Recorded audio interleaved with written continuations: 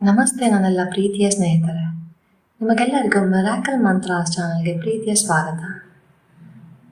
ಇಂದು ನಾನು ಹೇಳುವುದಕ್ಕೆ ಹೊರಟಿರೋದು ಶುಕ್ರವಾರದ ಅದ್ಭುತ ಮಹತ್ವ ಮತ್ತು ಒಂದು ವಿಶೇಷ ವಸ್ತುವಿನ ಬಗ್ಗೆ.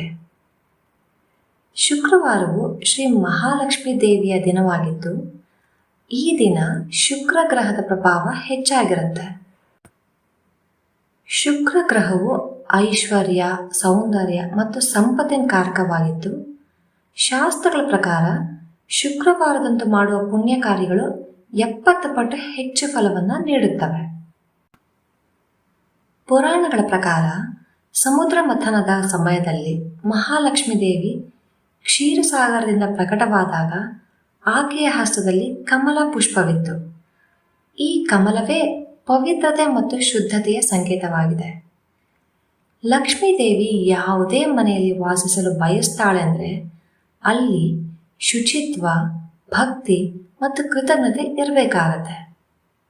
ಈಗ ನಾನು ಹೇಳಕ್ಕೆ ಹೊರಟಿರೋ ಆ ವಸ್ತು ಯಾವುದಂದ್ರೆ ಅಂದರೆ ಶುಕ್ರವಾರದಿಂದ ನೀವು ಮನೆಗೆ ತರಬೇಕಾದ ಆ ಪವಿತ್ರ ವಸ್ತು ಯಾವುದು ಅಂದರೆ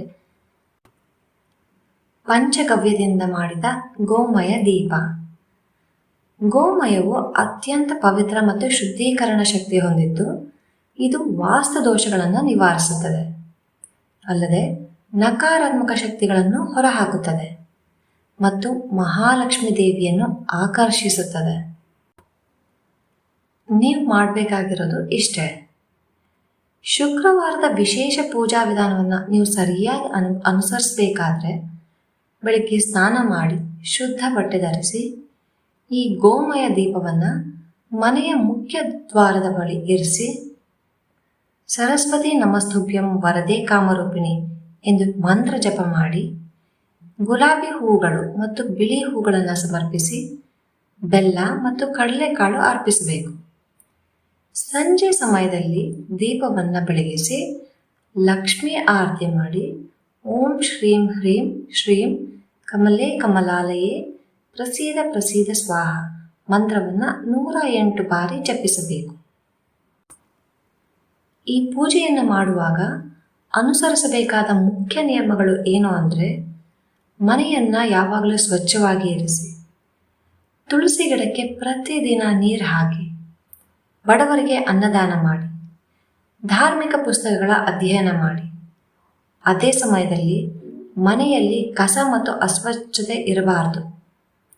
ಶುಕ್ರವಾರ ಮಾಂಸಾಹಾರ ಸೇವಿಸಬಾರದು, ಯಾರೊಂದಿಗೂ ವಾದ ವಿವಾದ ಮಾಡಬಾರ್ದು ಮತ್ತು ಪ್ರಾಣಿಗಳಿಗೆ ತೊಂದರೆ ಕೊಡಬಾರದು.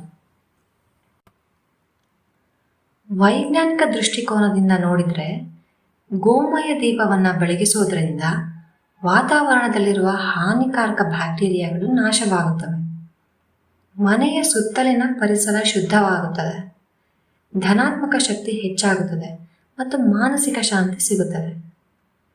ಇದರ ಜೊತೆಗೆ ಇದಕ್ಕೆ ಸಹಾಯಕ ವಸ್ತುಗಳಾದ ಸ್ಫಟಿಕವನ್ನು ಮನೆಯ ಈಶಾನ್ಯ ಮೂಲೆಯಲ್ಲಿ ಇರಿಸಿ ಮತ್ತು ಗೋಮತಿ ಚಕ್ರ ಅದನ್ನು ಪರ್ಸಲ್ಲಿ ಇಟ್ಕೊಳ್ಳಿ ಮತ್ತು ಈ ಶ್ರೀ ಯಂತ್ರವನ್ನು ಪೂಜಾ ಕೋಣೆಯಲ್ಲಿ ಇರಿಸಿದರೆ ಹೆಚ್ಚು ಪ್ರಯೋಜನವನ್ನು ಪಡೆಯಬಹುದು. ಈ ಸಂಪೂರ್ಣ ಪ್ರಕ್ರಿಯೆಯ ಸಮಯದಲ್ಲಿ ಹೇ ಮಹಾಲಕ್ಷ್ಮಿ, ನಿಮ್ಮ ಕೃಪೆಯಿಂದ ನಮ್ಮ ಮನೆಯಲ್ಲಿ ಸಂಪತ್ತು, ಸುಖ, ಸಮೃದ್ಧಿ ಮತ್ತು ಸಮಾಧಾನ ಇರಲಿ, ನಮ್ಮ ಸಂಸಾರದಲ್ಲಿ ಯಾವತ್ತೂ ಅಭಾವ ಇರದಿರಲಿ ಎಂದು ಪ್ರಾರ್ಥಿಸಬೇಕು. ಕೊನೆಯಲ್ಲಿ ಮುಖ್ಯವಾದ ಸಂಗತಿ ಏನೆಂದರೆ ಧನ ಸಂಪಾದನೆಗಿಂತ ಹೆಚ್ಚಾಗಿ ಧನದ ಸದುಪಯೋಗ ಮಾಡುವುದು ಮುಖ್ಯವಾಗಿದ್ದು, ಈ ಪೂಜಾ ವಿಧಾನವನ್ನು ಅನುಸರಿಸುವಾಗ ಸತ್ಯ, ಅಹಿಂಸೆ ಮತ್ತು ದಯೆಯ ಮಾರ್ಗದಲ್ಲಿ ನಡೆದು ಪ್ರಾಪ್ತವಾಗುವ ಸಂಪತ್ತನ್ನು ಬಡವರಿಗೆ ಸ್ವಲ್ಪ ಮಾತ್ರದಲ್ಲಿ ಸಹಾಯ ಮಾಡಲು ಬಳಸಬೇಕು ಎಂಬುದು ಈ ಸಂಪೂರ್ಣ ಪ್ರಕ್ರಿಯೆಯ ಮೂಲ ಉದ್ದೇಶವಾಗಿದೆ. ನೀವು ಈ ಪಂಚಗವ್ಯ ಅಥವಾ ಗೋಮಯ ದೀಪದ ಬಗ್ಗೆ ತಿಳಿದುಕೊಳ್ಬೇಕಾದ್ರೆ ಇದು 5 ಗೋವಿನ ಉತ್ಪನ್ನಗಳು ಅಂದರೆ ಗೋಮೂತ್ರ, ಗೋಮಯ, ಗೋಕ್ಷೀರ, ಗೋದಧಿ ಅಂದರೆ ಹಸುವಿನ ಮೊಸರು ಮತ್ತು ಗೋಘೃತ ಅಂದರೆ ಹಸುವಿನ ತುಪ್ಪ. ಈ 5 ಗೋವಿನ ಉತ್ಪನ್ನಗಳಿಂದ ಮಾಡಿದ ದೀಪವೇ ಗೋಮಯ ದೀಪ. ಇತ್ತೀಚೆಗೆ ಗೋಮಯ ದೀಪವನ್ನು ಧಾರ್ಮಿಕ ಕ್ರಿಯೆಗಳಲ್ಲಿ ಶುದ್ಧೀಕರಣಕ್ಕಾಗಿ ಮತ್ತು ಆಯುರ್ವೇದಿಕ ಚಿಕಿತ್ಸೆಯಲ್ಲಿ ಔಷಧವಾಗಿ, ಅಷ್ಟೇ ಅಲ್ಲದೆ ಜೈವಿಕ ಕೃಷಿಯಲ್ಲಿ ನೈಸರ್ಗಿಕ ಗೊಬ್ಬರ ಮತ್ತು ಕೀಟನಾಶಕವಾಗಿ, ಅಲ್ಲದೆ ಚರ್ಮದ ಸಮಸ್ಯೆಗಳಿಗೆ ಸಾಂಪ್ರದಾಯಿಕ ಚಿಕಿತ್ಸೆಯಾಗಿಯೂ ಸಹ ಉಪಯೋಗಿಸ್ತಾ ಇದ್ದಾರೆ. ಈ ಗೋಮಯ ದೀಪವು ಸುಟ್ಟಾಗ ನೈಸರ್ಗಿಕ ಸುಗಂಧ ಬರುತ್ತದೆ ಮತ್ತು ವಾತಾವರಣ ಶುದ್ಧವಾಗುತ್ತದೆ. ಓಕೆ ಫ್ರೆಂಡ್ಸ್, ಈ ವಿಡಿಯೋ ನಿಮಗೆ ಉಪಯೋಗಕ್ಕೆ ಬಂದಿದ್ದರೆ ಲೈಕ್ ಮಾಡಿ, ಕಾಮೆಂಟ್ ಮಾಡಿ ಮತ್ತು ಚಾನಲ್ಗೆ ಸಬ್ಸ್ಕ್ರೈಬ್ ಮಾಡಿ. ನಿಮ್ಮ ಅನುಭವಗಳನ್ನು ಕಾಮೆಂಟ್ ಬಾಕ್ಸ್ನಲ್ಲಿ ಹಂಚಿಕೊಳ್ಳಿ. ಓಂ ಸರ್ವೇ ಭವಂತು ಸುಖಿನಃ, ಸರ್ವೇ ಸಂತು ನಿರಾಮಯಾಃ, ಸರ್ವೇ ಭದ್ರಾಣಿ ಪಶ್ಯಂತು, ಮಾ ಕಶ್ಚಿತ್ ದುಃಖ ಭಾಗ್ ಭವೇತ್. ಧನ್ಯವಾದಗಳು. ಜೈ ಮಹಾಲಕ್ಷ್ಮಿ.